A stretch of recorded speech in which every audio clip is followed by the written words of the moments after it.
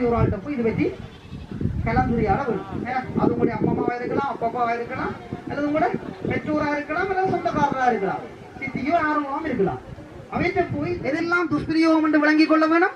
அப்படி துஷ்பிரயோகங்கள் நடந்தா நாங்கள் என்ன செய்யணும் என்றதை நாங்கள் முதலாவது விளங்கிக் கொள்வோம். சரியா? அப்ப என்ன துஷ்பிரயோகம் நடந்தா இப்ப இதெல்லாம் எந்த யோசனைகளும் இல்லாத சந்தோஷமான உலகம் தானே.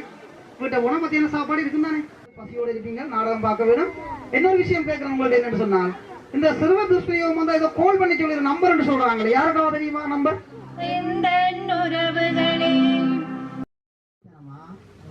எப்படி